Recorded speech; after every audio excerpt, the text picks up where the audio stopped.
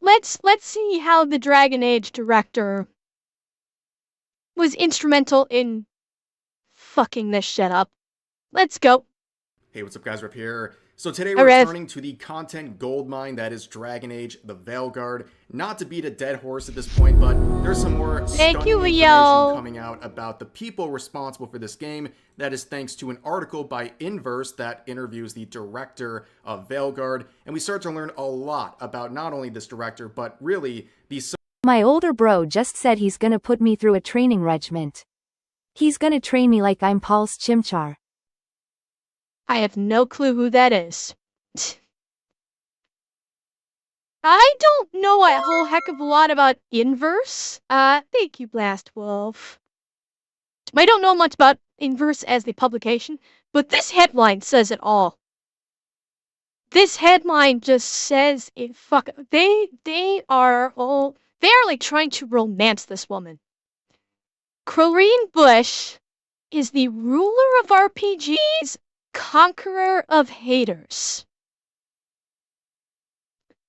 Oh Lord, the director of Dragon Age brings her personal journey to life in her games with a rich, messy tapestry of love, life, and romance. They are going to fellatiate this woman so badly. Sort of mindset over at BioWare that is obsessed with identity politics, and it's very clear based on what we're going to read that those views and all of those woke ideologies bled into their work and led to Veilguard being a game dominated by identity politics. Now, before we get into this article, Yep. let's learn about the players at hand here, beginning with the author of this article, Hayes Madsen. If you look at his Twitter account, you can see here he's a video game trends writer at Inverse, also has worked with IGN and Kotaku, and the bio just checks out at this point. Bisexual he, they. Now, Fucking hell. Yep. Checks out. Writer for IGN, writer for Inverse, writer for Kotaku. Bisexual, don't care. If he wants to be bisexual, God bless him. He, they. Dude, pick a fucking lane. I already don't dig on the whole non-binary thing to begin with. But, motherfucker, you are what... This literally is a binary thing. She and they... No. Like, seriously. This shit has gotta stop. Along with putting pronouns in bios. There is no reason for you to be putting pronouns in your bios, because it's not just Twitter bios. I get it on official fucking work emails. And that's sad. That is, like, they put this pronoun shit in official company emails from people.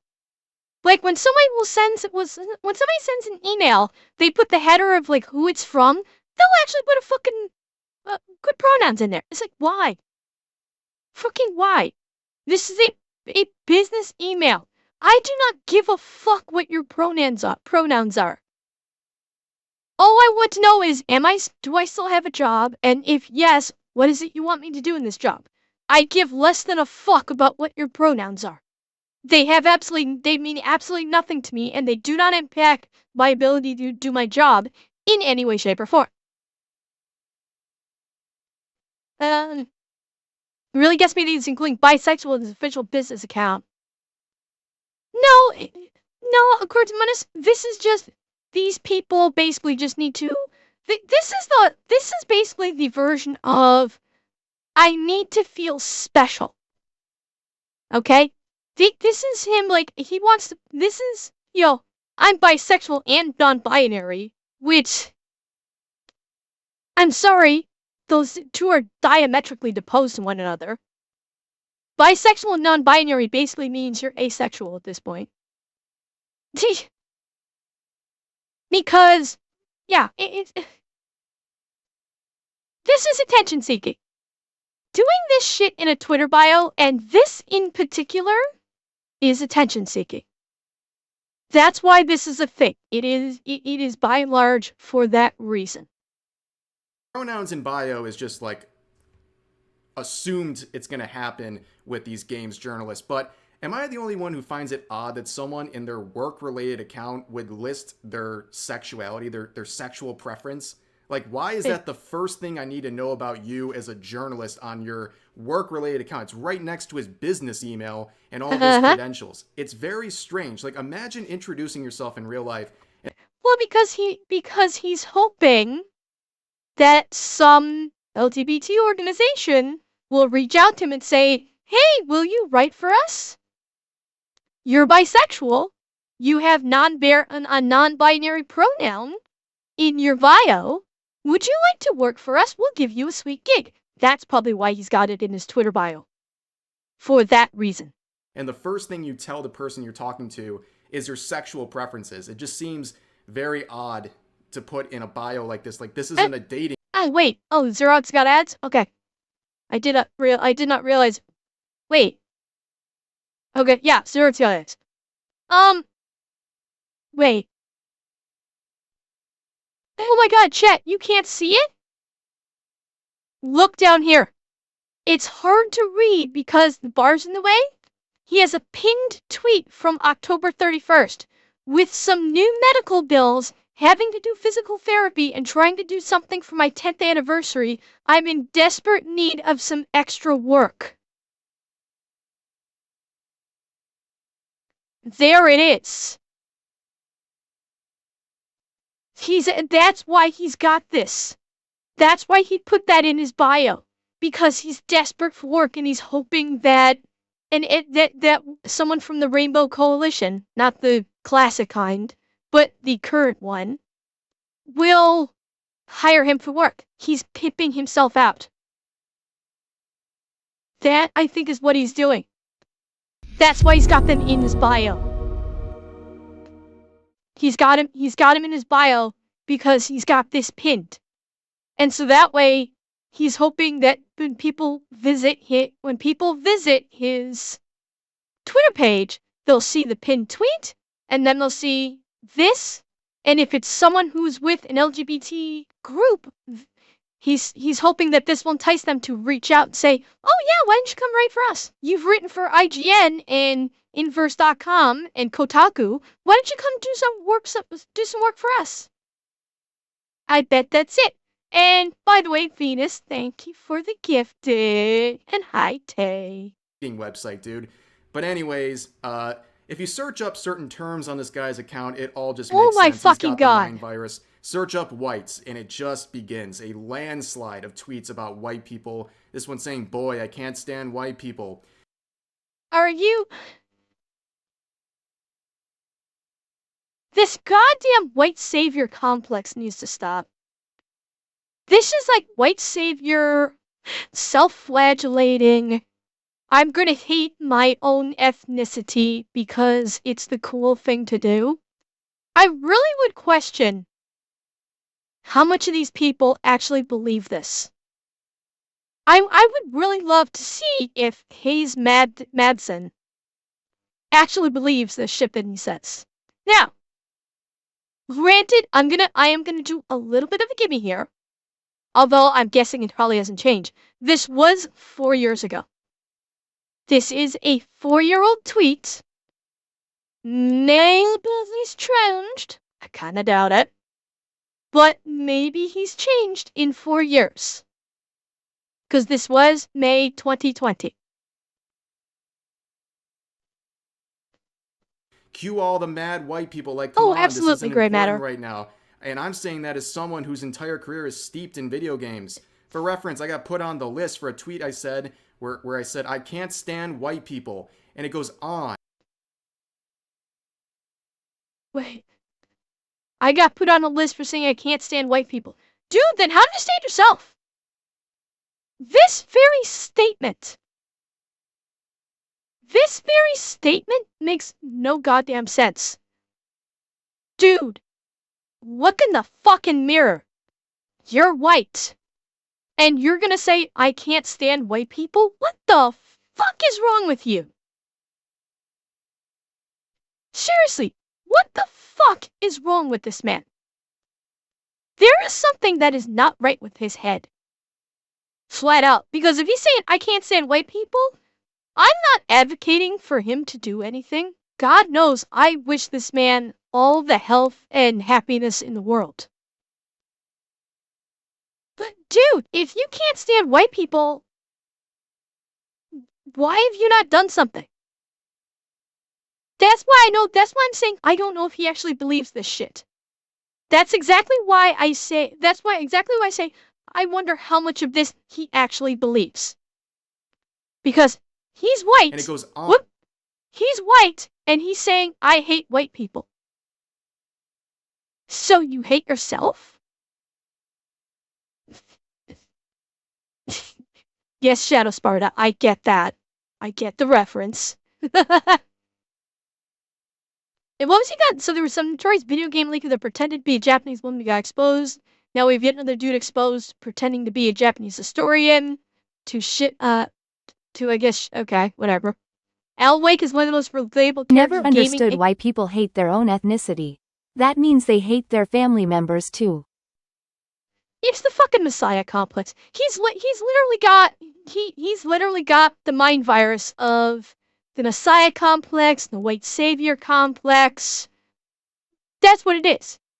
He's basically pimping himself out, saying, look, all non-white people, I'm a champion for you. Even though I'm white, I'm a champion for you. Love me, please.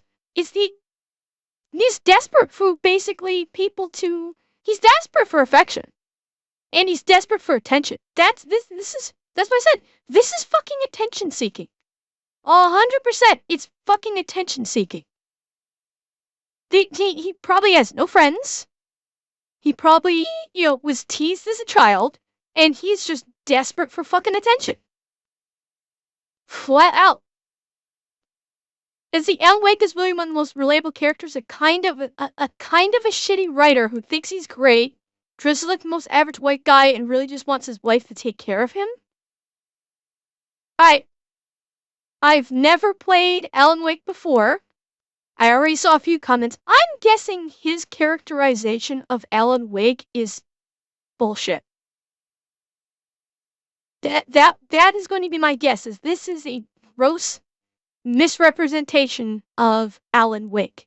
And he's just projected. Which, I wonder if he's projecting. Maybe he thinks he's a shitty writer, and he dresses like an average white guy, and wants his partner to take care of him. Maybe he's talking about himself here and trying to disguise it by claiming it's Alan Wake. And it goes on and Billionaire Oprah elects as the rest of us. You still have your whiteness. That's what the term white privilege is. It means that whiteness gives you an advantage no matter. God fucking damn it.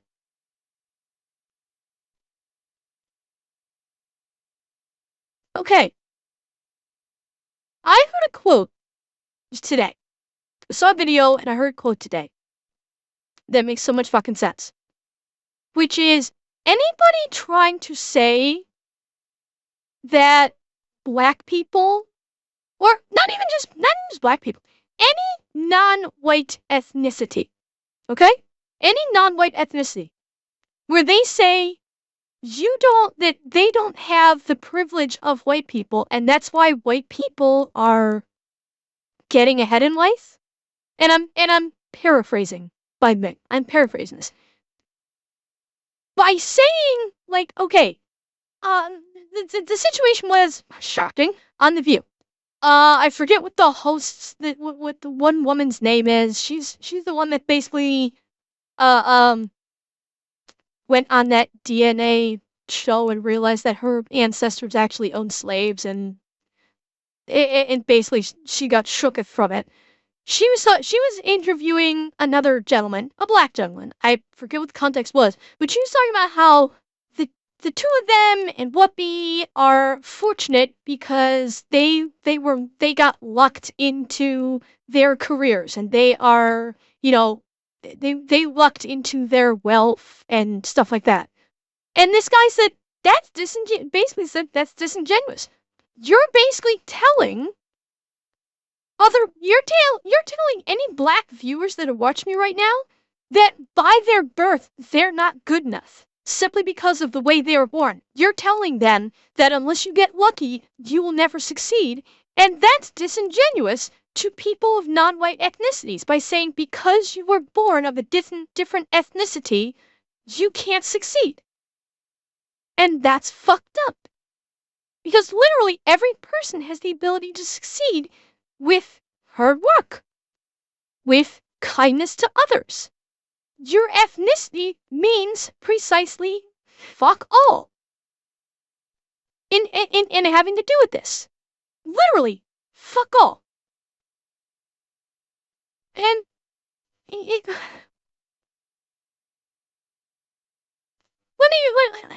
I'm just gonna say this.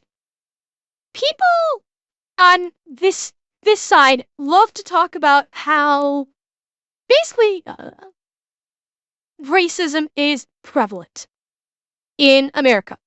It's not. It's flat out not. Does it still exist? Sure. Will it always exist? Yes. No matter how hard you strive for Shangri-La, you are never going to get rid of racism. You won't. Accept that. You can fight against it, sure, but it will never go away 100%. So if you think it's ever going to happen, lay off the pipe. Because it's not. You're living in a dream. But it is not as bad as these activists make it out to be. It is not, by any stretch of the imagination. However, you know what is? You know what saying that it is a massive, huge, unbelievable problem? You know what that does do? Makes them fucking rich as hell by running their bullshit organizations of anti-racism. That's what saying that does. They can have their little organizations that they claim to be an anti-racist group, and they get donations left, right, and center from people who go, oh, you're fighting racism. I want to be on the right side of history. I'm going to give you money to keep doing that. They're not doing fuck all. They're banking and pocketing that money. Racism does exist. It will exist until the end of fucking time. There will never be a non-racist utopia. If you think it will, I got a bridge in Brooklyn that I want to sell for you really fucking cheap. But it's not as bad as the activists try and make it out to be. And yes, many of these supposed anti-racist groups are actually being abjectly racist in and of themselves. Don't forget that. These supposed anti-racists are as bad, or even worse of racists than ones they're supposedly trying to fight. On and on. And I don't know really what this guy's race is at the end of the day, but like, dude, all this racism towards white he's people, white. it's like the Let's calls not coming fuck with from it. inside the house at this point. No, let's not fuck with this. He's white. I'm not gonna be kind like Rev and like I don't know what ethnicities. No, motherfucker's white. He's fucking white. He's the quintessential, white boy. He has the look. He's even dressed with a leather jacket and the white t-shirt. He's a fucking white boy. And he hates himself. For God knows what reasons. This is all stemming from self-hate. Like, come on, be for real. But anyways, let's get to this article, okay? So you can read the description here. Corinne Bush is the ruler of RPG's conqueror of haters. The director of Dragon Age brings her personal journey to life in her games with a rich, messy tapestry of love, life, and romance. Live, laugh, love. As you can see, there's going to be a lot of self-inserting throughout BioWare. It's going to be very clear based on the sections we're going to read here. But let's just address this whole thing about the conqueror of haters. The only thing that this person has helped conquer is the downfall of BioWare. I mean, this game is a abject failure. Fuck. Yeah.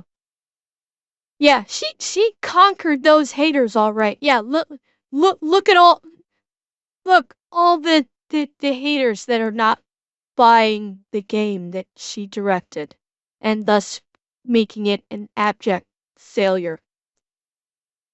Good job. We know Veilguard is a massive flop. It sold only 1.5 million copies according to an insider. They projected, or they were anticipating selling 10 million in the first 3 months, which they will never achieve, not just in 3 months, but forever. Their projected lifelong sales at this point are 3 million units. It's not great.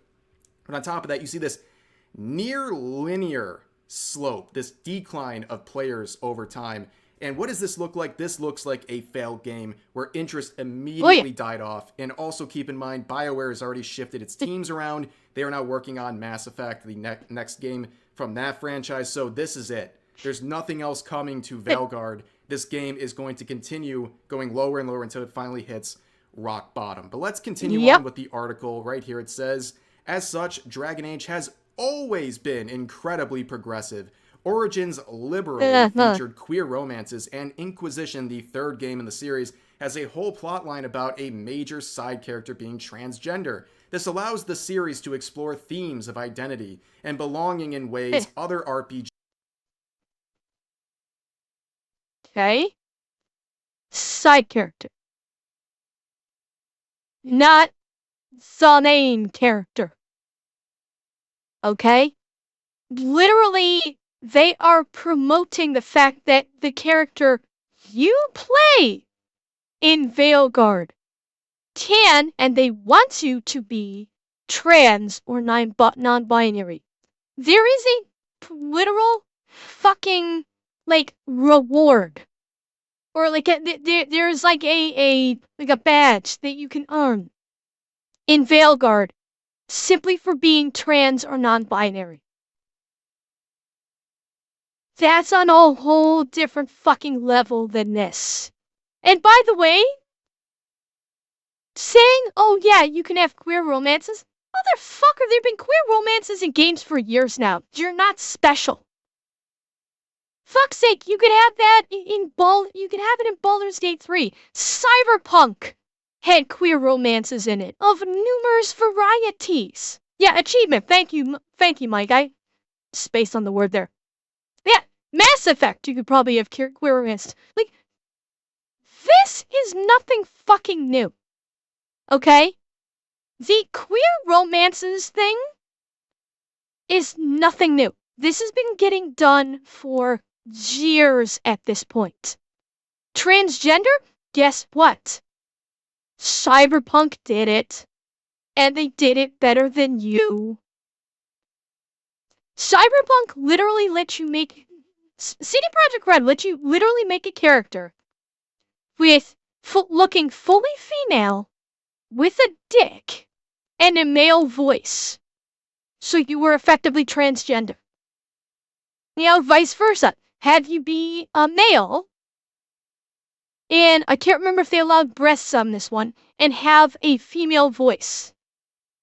And then the romance options that you got in Cyberpunk literally depended upon what your identified gender was, which was signified by which voice you chose. If you chose the female voice, you identified as female. If you chose the male voice, wait, did they do it? I can't remember if they did, if they chose, like, if they, you know, did the gender identity, like what gender identity your character had was based on the voice or the genitalia. I can't recall, but fucking Cyberpunk did it, and did it a fuckload better than Veilguard did. The queer romances is referring to Dragon Age Origins, which came out in 2009. That game was one of the first to feature queer romances. Cheer 100. Wait, that was 2009. It's 2024.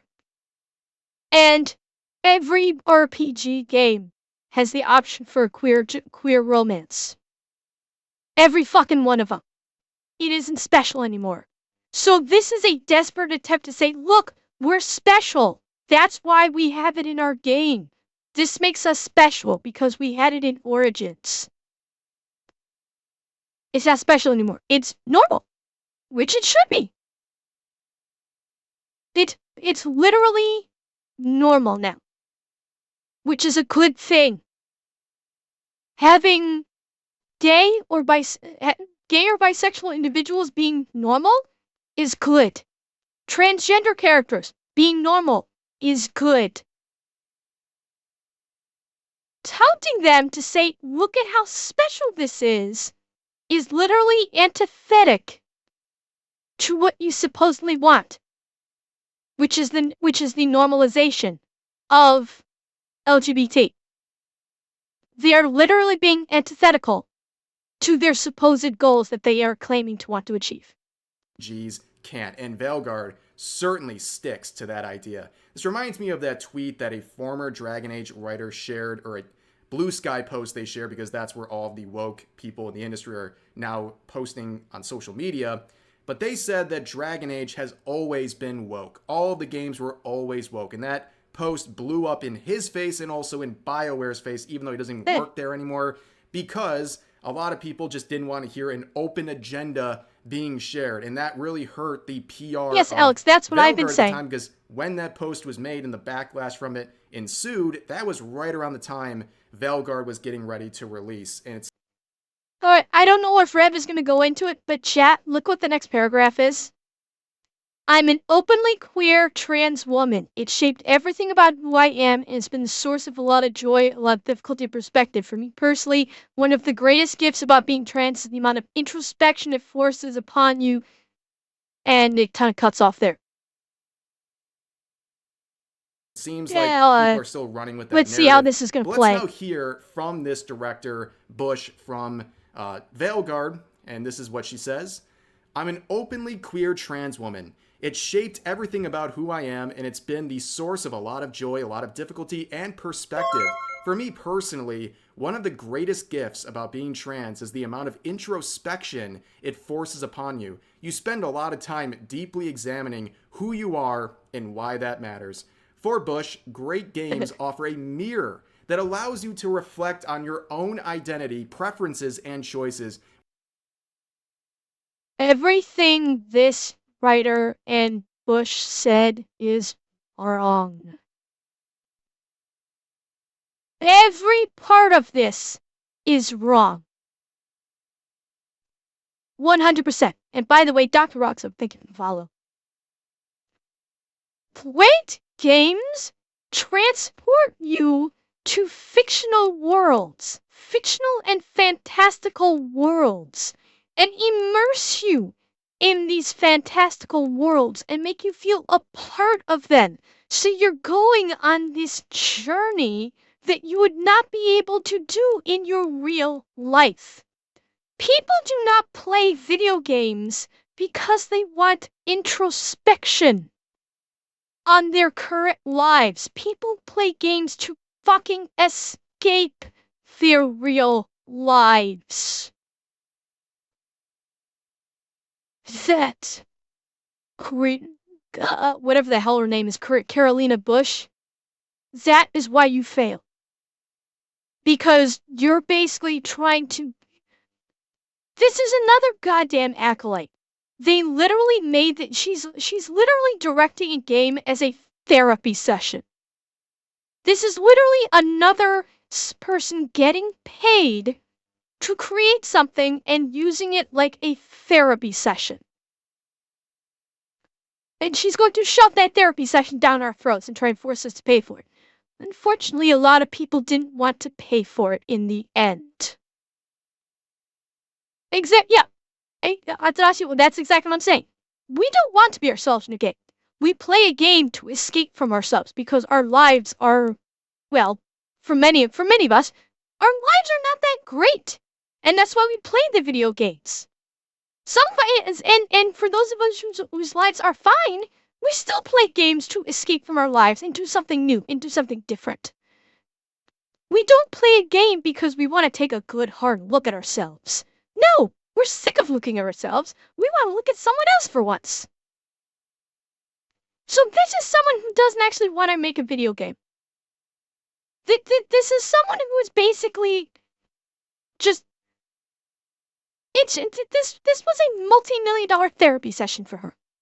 Kind of like how it was with the Acolyte, which people on the Acolyte admitted to. That making the Acolyte was a therapy session for them. This was, again, another multi-hundred-million-dollar therapy session. When developing a game, Bush says She is thinking about the role introspection plays on people in general and how each of us go through our lives having these moments of crisis, epiphanies, and those quiet moments when you're alone.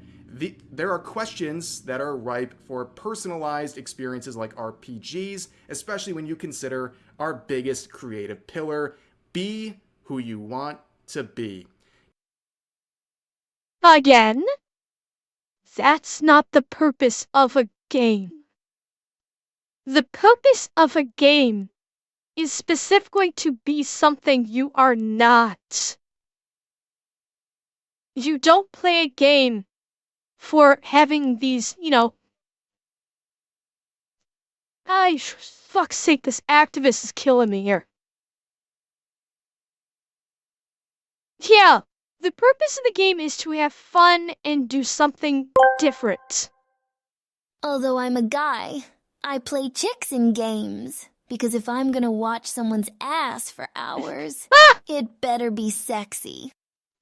Leo, that is the most common argument I've ever heard from guys that play women in video games. Hands down. And you know what?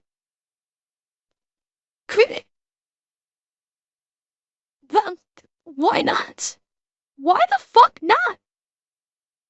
Now, this all just makes sense. This entire section just explains Dragon Age the Veilguard and what happened with this game and all of the self-inserts and all of the wokeism and the gender identity politics that were weaved into everything. I mean, there's no other explanation than people on the team, including the director, having an obsession with identity politics and believing their role in making a great game is including these things into the story so people can be having moments of introspection. That's how you end up with scenes like this. The classic this one scene. I mean, there's no other way to explain how this happened other than having people working on the team with minds like that. So let's just watch this cringe one more time. Alright, chat. If you've not seen it, I expect this one's gonna be the push-ups one. So you remember I talked about this, where she had to do push-ups because of misgendering? This is the scene. Okay? So now you'll actually now have a visual understanding of what I was describing to you. Keeping everything we know from this article in mind. Pounding that snake's nose, she's still holding the ruby in her other hand. Maker's panties, I was so proud. Shit. They're still holding it, sorry. Go pull a bar. What are you doing? Pulling a barb. Oh, okay. A barv? Tradition in the Lords of Fortune, from one of our old members, Barv. Good guy, but like most of us, his plans went sideways a lot. Bad blood among your crew's not good for morale, but there's not always time for big, drawn-out apologies. So, when one of us screws up and we know we've screwed up, we do a quick 10 to put it right. Pulling a barv. Beautiful. Really? So, by referring to Tosh as she instead of they, would require a literal drawn-out apology? And thank you for the tier 1 diabetes. Like, okay, think about this. Her statement was, there's not always time for long, drawn-out apologies. How long of a fucking apology do you have to make when you accidentally use the wrong pronoun with someone? Like, do you literally need to spend the next 5 fucking days apologizing for making an oopsie that was just done as a genuine mistake and not out of animosity and...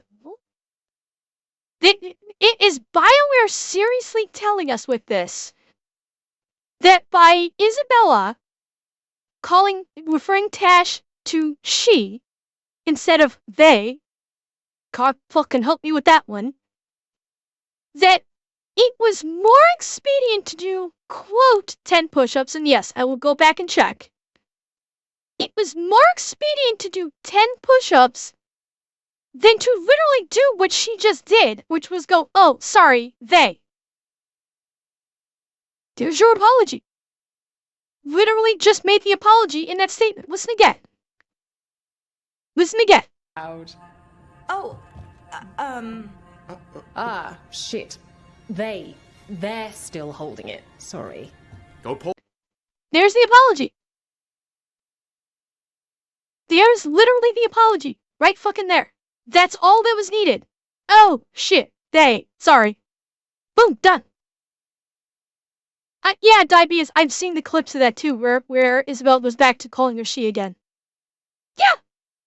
They literally, BioWare is literally saying, if you accidentally misgender someone just by a slip of the tongue, you must do penance. BioWare is literally advocating for people to do a physical penance for accidentally misgendering someone. That's what BioWare is saying, people. That's why BioWare is on its way out. Pull a bar. What are you doing? And let's count Pulling them. above. Oh, 1, okay. A barv. Tradition in the Lords 2, of Fortune from one of our old members, Barv. Good guy, but like most of 3, us, his plans went sideways a lot. Bad blood among your 4, crew's not good for morale, but there's not always time for big, drawn-out apologies. 5. So when one of us screws up and we know we've screwed up, we don't... Yeah, 5. Didn't even do the quick 10. She did 5 bad push-ups. Yeah, and that's why I said bad push-ups, Elge. That was not good form. Her ass was sticking up in the air. And it's a perfectly decent ass, but that's not how you do push-ups. So yeah, instead of literally being happy with the, oh, shit, sorry. That's not good enough, you have to do push-ups. Because apparently, fuck BioWare in this bullshit. Just fuck BioWare. A quick 10 to put it right. Pulling above. Beautiful. I'm applauding. I have no hands on this model, but you can see I'm applauding right now. I'm Beautiful not. writing, totally not a self-insert of really just a lot of characteristics of the team, but also their identity politics, making you basically the lesson here being you got to pull a bar and start doing some push-ups to make up for the fact that you misgendered. I mean, Andrea, it's not even like a communist thing. This is a fucking cult. This is like the woke culture is literally a fucking cult. The fact that the people that applaud this being in the game, they are a cult. They are in a fucking cult. Avoid them at all costs.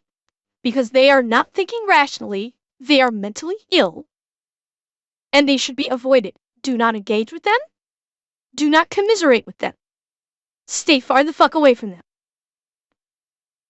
Gendered someone in this game, which is just crazy. But continuing on, there's some more here. Those specific RPGs have a lot to say about identity and personality, and that's a topic that Bush has constantly wanted to explore in her work, how games can explore autonomy and choice. Bush has been open in the past about transitioning while at BioWare and how much the studio helped her feel seen and supported.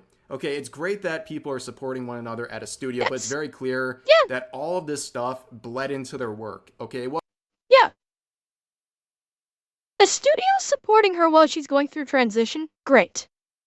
That is great.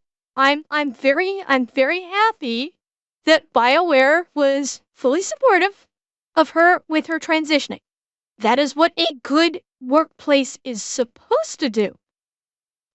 So, you get an attaboy, but you don't get extra brownie points for just being a decent fucking human being and letting someone who's transgender go through their transitioning at work. You know, go through the process while they're working.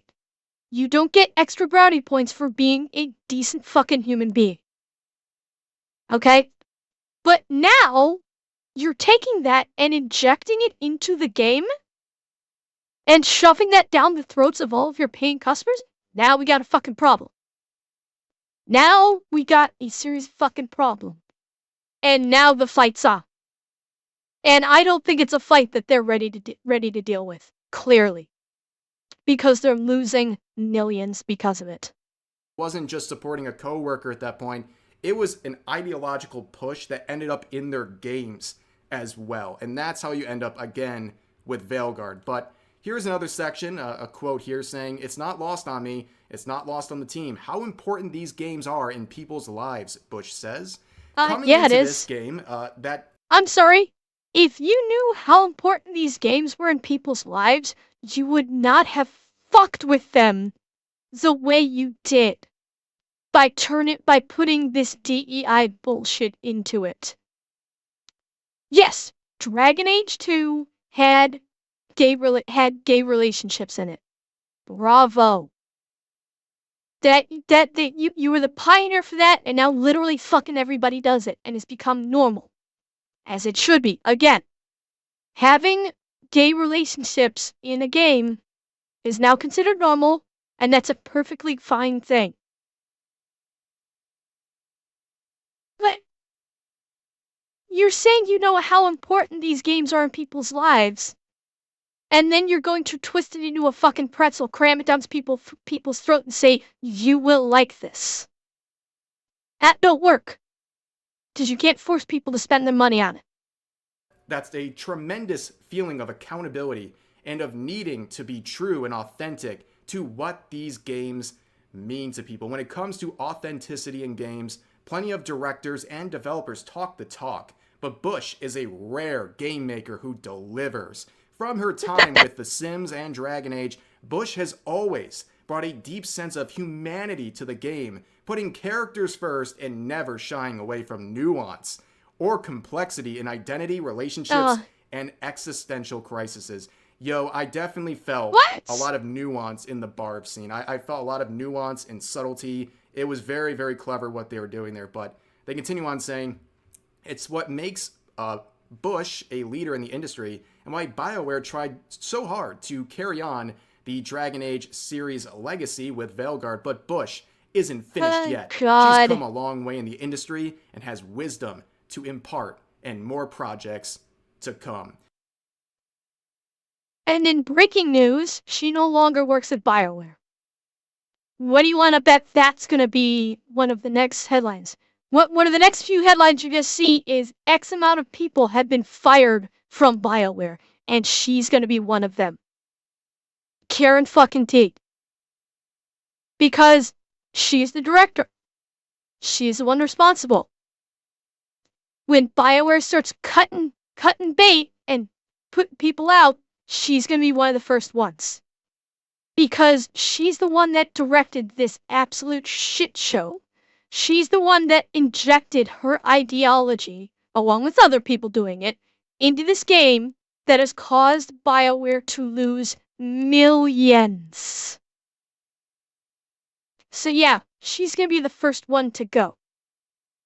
I don't think she's got all that many projects coming along down the pipe. So yeah, this is an interesting section to me because they are hyping up this director and acting like Dragon Age was such a success and they had such an amazing contribution. At the end of the day, this game failed horribly. It's going to probably lose BioWare hundreds of millions of dollars. And we're sitting there praising the director. And why are we praising this director? Why is this reporter doing this? Well, it's obvious. Of course it's obvious. The reporter is a woke reporter. The reporter is a DEI reporter. It's in this fucking bio. That's why this reporter is praising the shit out of her. Is because he's basically like, I've got to promote my fellow LGBT. I don't care about you stupid ass straight white people. You people are scum. I'm promoting my LGBT brethren. That's why he's doing it. And yes, Altanashi, a desperate for work reporter at that, kinda makes you wonder if, maybe these companies aren't hiring him on anymore because he's fucking guzzling down the DEI bridge shit. And that's not selling copy. All has to do with her identity. It's kind of weird. Personally, I think it's offensive to do this to people, to coddle people just because of their identity, to treat them differently, like they can't handle accountability or criticism. They were at the helm as this ship sank, and they're getting praised. I'm going to do one better than a Revenus. It's not offensive. It's flat out mentally detrimental to coddle people like this.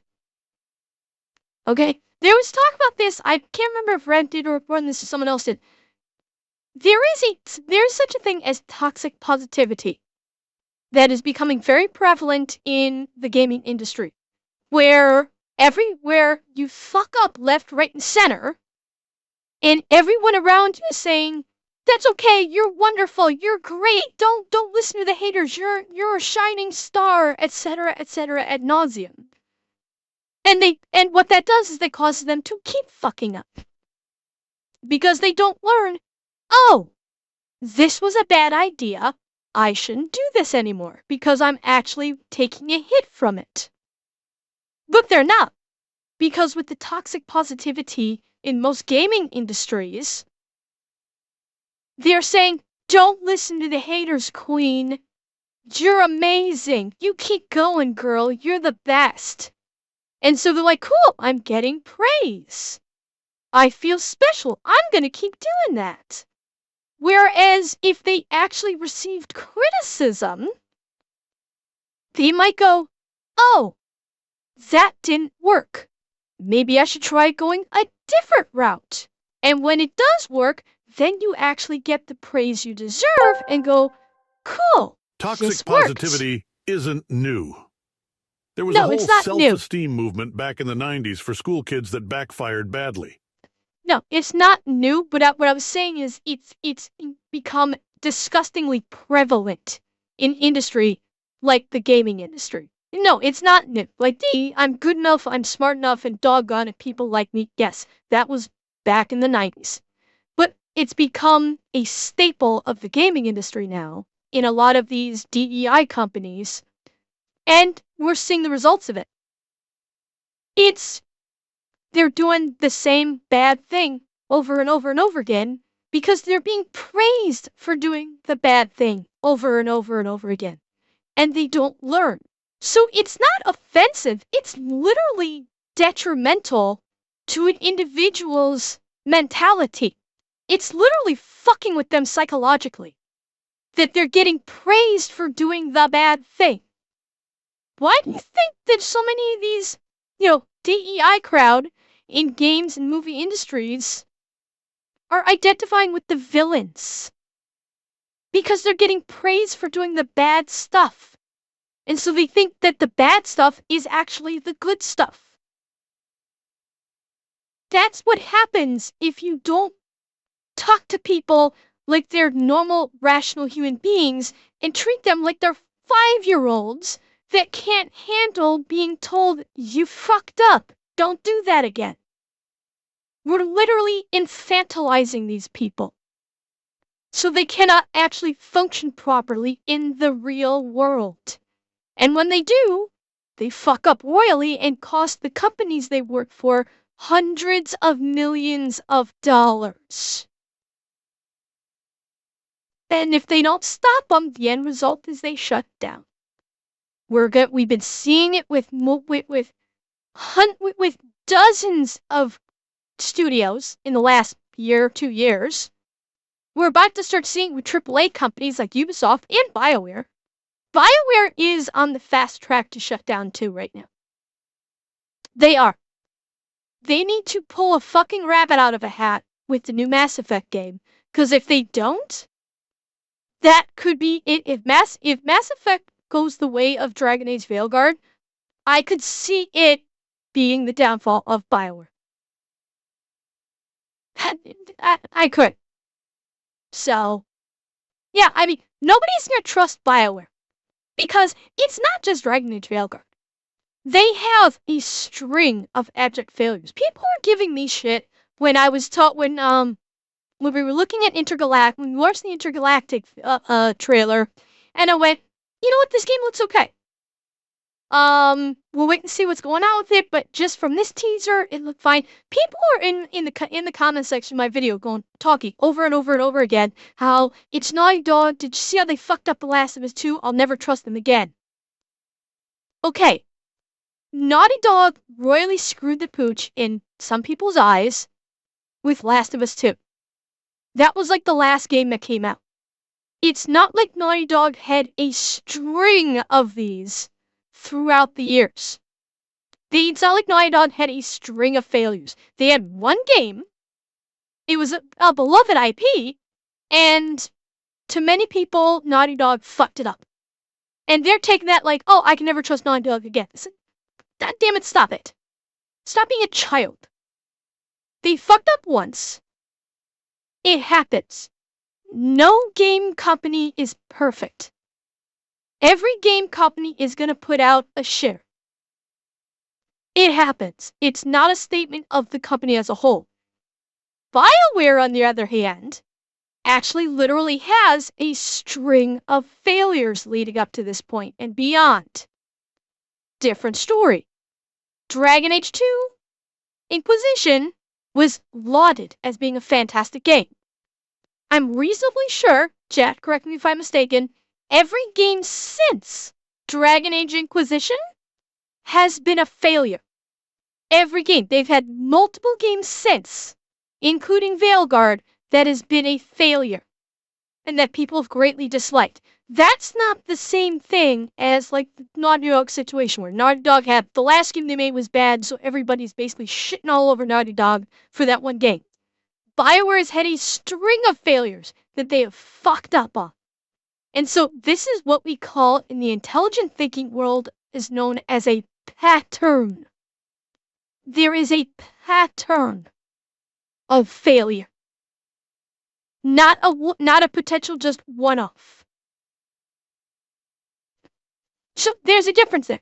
BioWare has basically established a pattern of getting worse and worse and worse.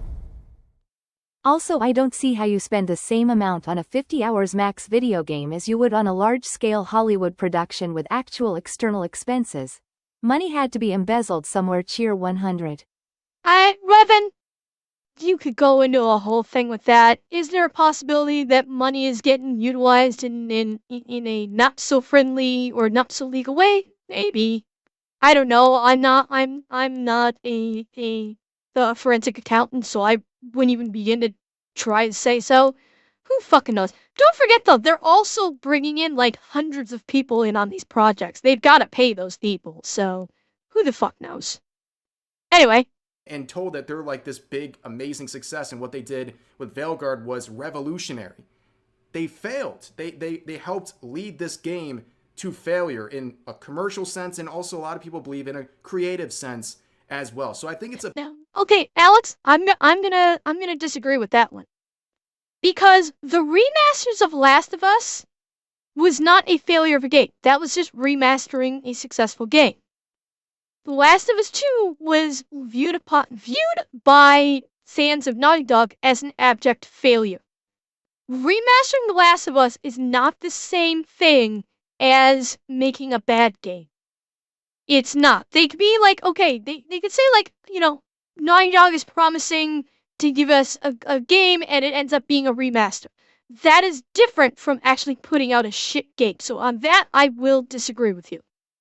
A bit offensive to coddle someone just because of their identity. We know, especially with this journalist who wrote this article, if the person who directed Veilguard was an old white dude, first of all, they probably wouldn't even interview them, but the tone of all this would be completely different. They would view this as an abject failure, and they would not be coddling that person. That's why these people are gigantic hypocrites when it comes to this stuff. But let's continue on. Also, I'm gonna point this out. If it was an older white guy who did Dragon Age Veilguard, she would have probably actually done the gay romances, the non-binary stuff, the transgender stuff. He would have actually have done it better. I'm gonna say that. If it was a straight white guy who did it, who was in her position, it probably would have come out better. Realistically speaking, if you look at the history of games, when it comes to what is colloquially considered as DEI stuff, such as homosexual relationships, transgender characters, so on and so forth, straight white guys typically write better stories and make better games in this genre better than people in the LGBT community. The most successful ones that have those elements in it and were praised for being great fucking games, straight white guys. Gee, maybe it's because they actually respect those individuals and care more about writing a good story and writing believable characters instead of turning it into a multi-million-dollar fucking therapy session. On here, so they also mention, it's a very interesting section where they talk about Baldur's Gate 3. So they say its influence is clear to see, especially in the 2023 Game of the Year Baldur's Gate 3, which heavily borrows from the world and party member design of Dragon Age games. That's very interesting to basically say that Baldur's Gate 3 was heavily inspired by Dragon Age. But here's the difference between Dragon Age and Baldur's Gate 3. Baldur's Gate 3 is an immense success. Right now, with an in-game player count over a year after its release that is nearly 10 times higher than Veilguard that released a month and a half ago. This game has many, what people would consider, woke elements to it, especially in the... Yes, Pickle Rick, I'm basically saying that the hundreds of millions of dollars that was spent creating Veilguard was literally nothing more than a giant therapy session for everybody making it. That's what I'm referencing. And that comes from The Acolyte, which was God knows how many millions of dollars to make too. The director and star literally said that making The Acolyte was therapy for them. So Disney spent millions upon millions of dollars for Leslie Headland and Amanda Stenberg to have a giant fucking therapy session, instead of making, I don't know, a good show. The character creation process, but that's where it ends. And then the rest is having a fun, immersive experience. That's not Veilguard. Veilguard has the virtue signaling all throughout every step of the game. That's why it rubs so many players wrong, and that's why Baldur's Gate 3 is what it is, and it's really comical, especially after the dust has already settled on Veilguard, to compare Baldur's Gate 3 to Veilguard in that sense. But let's end up this article here. This is the final section, the fight for progress and fates for Dragon Age. Oh, God. So the author here says, questions about BioWare's future abound, especially with the team now pivoting to focus work on Mass Effect 5, a similarly long-awaited comeback for a beloved franchise. But in the immediate future, the studio has faced a different problem, a hate campaign that put Veilguard at the center of a kind of culture war on social media, along with plenty of hateful comments towards developers and review bombing on sites like Metacritic. Here come the cope, here come the cope. It's prevalent in this writer's words. He can't handle the fact that Veilguard was a shit game. Oh, geez, it turns out BioWare's the victim. Who would have thought in this whole scenario? No admission of failure here. The mistakes were made, or maybe the game just wasn't very good, or maybe some of the politics in the game rubbed people the wrong way. Nope, they're just the victims of a hate campaign, just like everyone else in the industry who ends up failing, right? But anyways, they continue on. I think we should talk about it, Bush says. It's hard. I grew up in a time where I really felt like we're the ones to celebrate the games and to have these shared experiences, and that drive is still there. I think the discourse we see is the result of highly polarized times, and perhaps it's a little naive.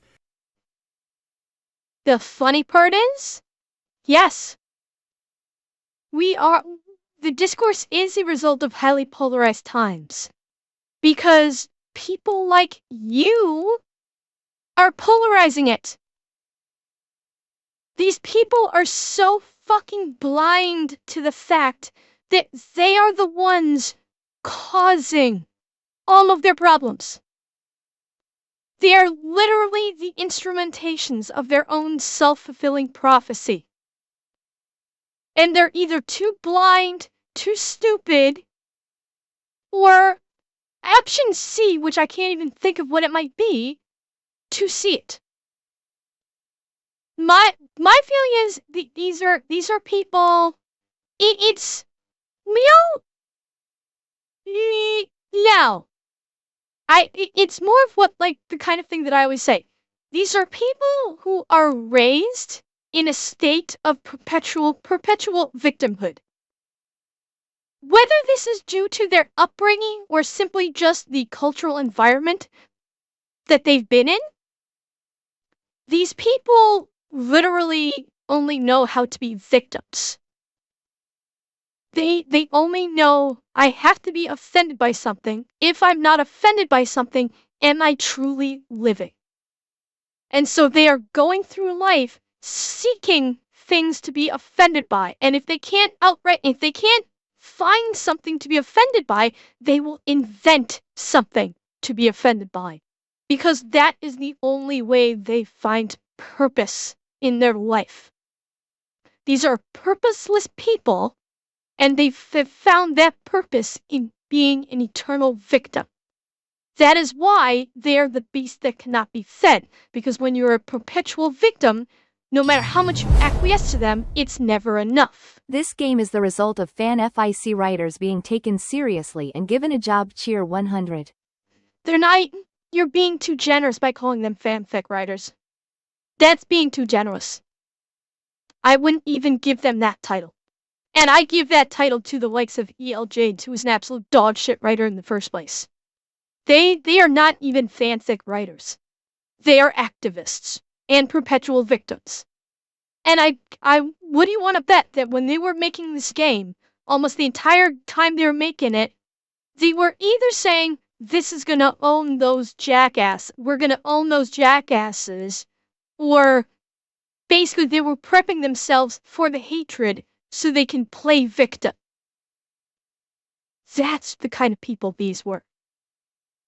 I know it's hard when you have to ask the question, is this game for me? Do I belong here? And games are better for it when we can say, yes, you do belong here, which is hilarious because you have an entire industry constantly telling, whether it's men or white people, that they don't have a spot at the table in terms of being a part of the gaming community. So, funny story. They're gonna say you don't have a spot at the table, straight white people? The straight white people don't want a spot at the table. Because these people, the table they're sitting at is the kiddie table. You know who's sitting at the grown-ups table? It's those straight white people that are at the grown-ups table, the ones making the decisions, the ones that are actually living in reality. So, my thought, let them have their little table. They can have their little kiddie table. I'm perfectly happy sitting at the grown-ups table, talking with the grown-ups, instead of the whiny little bitches.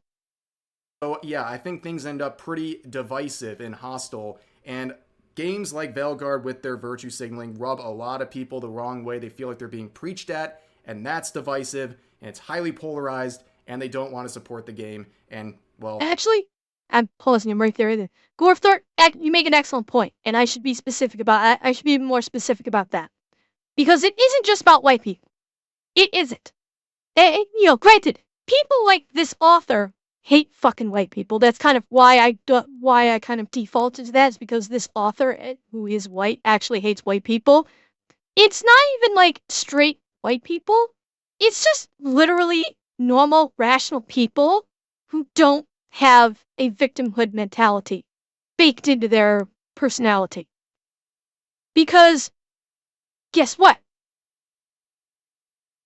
The homosexuals and transgender individuals are very positive, productive people of society. They can be very influential people in society who can do great and wondrous things. You want to know why they can do great and wondrous things? Because they're not constantly playing victim. They're acting like fucking grown-ups. That's the key. Okay? It honestly doesn't matter if you're straight, gay, trans, white, Latino, Native American, East Indian, Asian. None of it fucking matters. Not one bit of it. It's you as an individual and with your personality and how you treat others that decides everything. If this person, Ms. Bush, basically makes her entire identity transgender and wants to shove that down everyone's throat, yeah, you're going to fail. Because one thing, I didn't remark on this in the beginning. The beginning of the article said a trans woman. 99% of transgender individuals don't want to be referred to as trans. They don't. 99% of trans individuals just want to be referred to as the gender that they have transitioned to. An individual who transitions into being a woman wants to be referred to as and thought of as a woman. An individual who has transitioned into being a man wishes to be viewed as or referred to as a man, not a trans man or woman. Because guess what that is, chat? That's segregation. I thought these people were fighting against shit like that. It's decidedly anti-trans if you reference a person who is trans as a trans this or trans that. That's deliberately segregatory. Thank you, Leo. Yeah, you ask any normal rational thinking transgender individual. Would you, okay, I'll use a woman as an example. If you were to speak with a normal rational thinking transgender woman, and you were to ask her, would you rather be called a woman or a trans? Would you rather be referred to in a news article as a woman or a trans woman? Guess what she would say? Woman, not trans woman. The only people that want to be referred to as trans X or Y are activists who basically choose to make being transgender a part of their very identity. Which brings up a whole bunch of other questions that I'm not even going to get into because that's a fucking rabbit hole. But yeah, well, Jaker, again, they are the beast that can never be fed. That's why I don't feed them. The proof is in the pudding because Veilguard failed. No, Leo, I haven't heard anything. That's going to do it for this slop article. A lot going on here. So as always, feel free to share your thoughts about today's topics in the comments section down below. Hope you guys enjoyed the video, and I'll see you next time. This does explain a lot. I myself had zero idea that the director of Dragon Age Veilguard was a transgender activist. I had no idea. So that is actually very informative for me. Highly informative for me.